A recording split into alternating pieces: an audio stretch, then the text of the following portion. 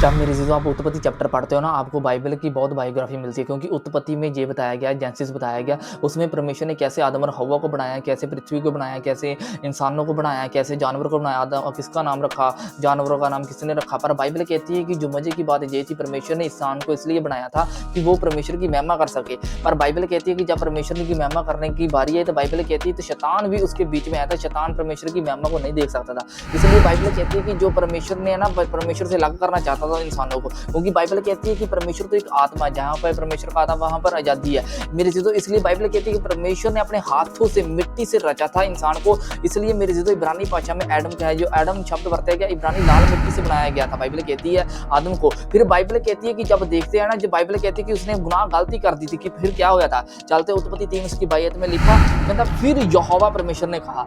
जब भी यहोवा शब्द आता है मेरे चीजों, जो लॉर्ड शब्द आता है, युद्ध है वाव है। जब आप इजराइल में जाएंगे ना, आपको पता चलेगा कि वहां पर यही शब्द चलता है, युद्ध वाव है। लिखा तब यहोवा परमेश्वर ने कहा, वृक्ष भले और बुरे के ज्ञान को पाकर कहता हम में से एक समान हो गया, इसलिए अब ऐसा ना हो कि वह हाथ बढ़ाकर जीवन के वृक्ष का फल की तोड़ के खा ले और वह सर्वदा जीवित रहे। बाइबल कहती है कि परमेश्वर ने ये सोच लिया था कि ये अब तो बुरा और बड़े का ज्ञान इनके अंदर आ गया, अब इनके अंदर अच्छाइयां बुराइयां भी है, गलतियां भी है, पाप भी है, गुनाह भी है, सभी कुछ इसके अंदर है। बाइबल कहती है कि जहां से वाटिका में है ना, आदम हव्वा ने, बाइबल कहती है वो फल तोड़कर खाया था, उसी वाटिका में द लाइफ ऑफ ट्री लगा था। उसको बाइबल कहती है अगर तोड़ के खा लेते ना, पहला मौत आ गई थी, फिर उसके अंदर जीवन आ जाना था। बाइबल कहती है, इसलिए बाइबल कहती है परमेश्वर ने उससे निकाल दिया। चलो चलते हैं, उसमें लिखा 3 उसकी 24 में लिखा, कहता इसलिए कहता आदम को उससे निकाल दिया और जीवन का वृक्ष का मार्ग का पहरा देने के लिए अदन की बाटियां कहता पूर्वी और क्रूबों को और चारों ओर कहता घूमने वाली जल माले की तलवार को और कहता नियुक्त कर दिया। जे मेरे जीजो जहां पर क्रूब का शब्द वर्ताया गया है, क्योंकि जब आप वाचा का संदूक देखेंगे ना, वाचा के संदूक के ऊपर 2 क्रूब खड़े होते हैं। यही मेरे जीजो बाइबल कहती है परमेश्वर ने जब है ना आदम और हव्वा को वहां से निकाल दिया,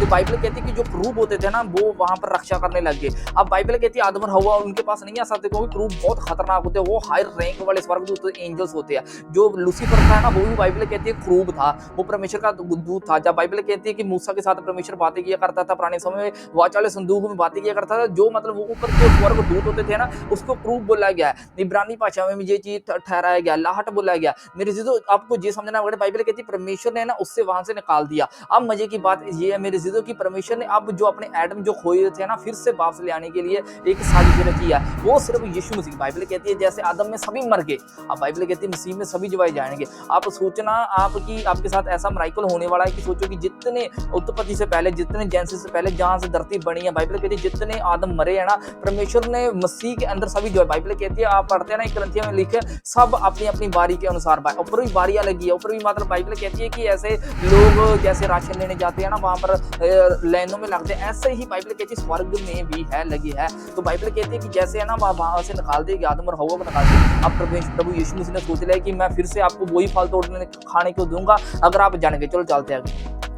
प्रकाशित वाक्य 2 उसकी 7 आयत में लिखा, कहता जिसके कान है वह सुन ले आत्मा कलीसिया से क्या कहता है। कहता जो जय पाए, कहता उसके जीवन के पेड़ में जो परमेश्वर स्वर्ग लोग में है, कहता फल तोड़ के खाने को दूंगा। देखो यहाँ पर मेरे जीरो बाइबल कहती है कि यूहन्ना को दर्शन आ रहा था, जो यूहन्ना यीशु मसीह का प्रेरित था, चेला था, अपोस्टल था। जहाँ पर अपोस्टल को भी शब्द वर्ताया, जो परमेश्वर को सुसमाचार को आपके तक लेकर जाने वाला, उसको अपोस्टल बताया गया। मेरे जीरो बाइबल कहती है कि इसको दर्शन आया था परमेश्वर ने, बाइबल कहती है स्वर्ग में ले गया, यीशु मसीह को स्वर्ग में ले गया, तो यीशु मसीह आत्मा में इससे बातें करने लग गया, वो बोलने लगा। बाइबल कहती है इसमें लिखा, कहता जिसके कान है वह सुन ले आत्मा कलीसिया से क्या कहता है, रूह कुदूस कलीसिया से क्या कहता है। कहता जो जय पाए, आपने जय किस चीज के ऊपर पानी है, क्या आपने अपने पाप के ऊपर जय पानी है, क्या आपने अपने ऊपर जय पानी है, क्या आपने दुनिया पर जय पानी है, क्या आप किस चीज के ऊपर जय पानी है। पर बाइबल को समझना पड़ेगा, क्योंकि बाइबल को बाइबल के हिसाब से समझना पड़ेगा, क्योंकि बाइबल का मीनिंग ये नहीं होता कि आप बाइबल को समझते जाओ। बाइबल का मतलब ये होता है कि बाइबल आपको अपने तरीके के अपने हिसाब से समझाती जाएंगी। एक बात याद रखना मेरे जिदों की, वचन को आज तक कोई भी संभाल कर नहीं रख सकता,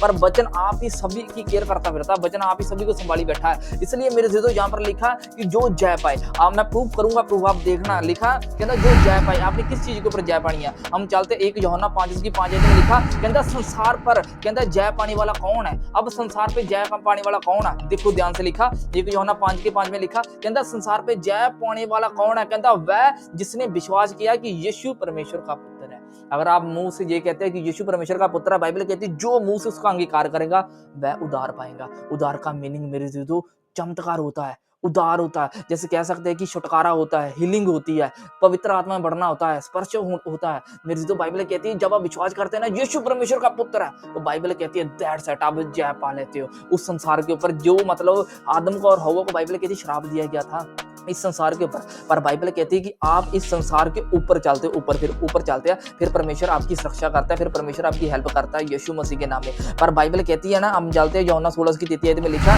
यीशु मसीह ने ये बात अपने चेलों से इसलिए समझाई थी, बाइबल कहती है वो डरे ना। लिखा कहता मैंने ये बातें तुमने इसलिए कही कि तुम्हें शांति मिले, संसार से तुम्हें क्लेश होता है। जब अगर आप संसार के ऊपर है ना रहते हो, आप ऐसी चीजें देखते रहते हो, आप व्हाट्सएप देखते रहते हो, इंस्टाग्राम देखते रहते हो, लोगों की बायोग्राफी जानने में लगे रहते हो, तो मेरे जीजों की आपको क्लेश मिलेंगे, दर्द मिलेंगे, मुसीबत मिलेंगी। पर आप विश्वास करते हैं ना कि यीशु के बारे में जानने में कुछ मिलेगा, तो बाइबल ये बयान करती है कि आपको शांति मिलेगी, कि आप संसार के ऊपर जो भी करेंगे 100% सक्सेसफुल होगा, आप आशीर्वाद परमेश्वर के देखेंगे यीशु मसीह के नाम में। लिखा कहता मैंने ये बात इसलिए कही कि तुम्हें शांति मिले, संसार से तुम्हें क्लेश होता है, कहता परंतु डांडस बांधो, मैंने संसार को जीत लिया है।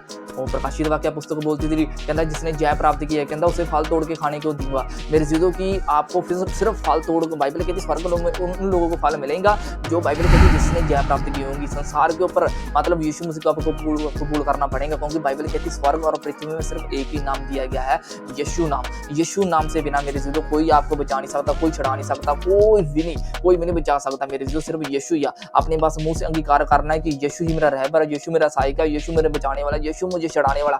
जब आप कहते जाएंगे देखना कि संसार के ऊपर आपको जय प्राप्त होने लग जाएंगे यीशु मसीह के नाम में।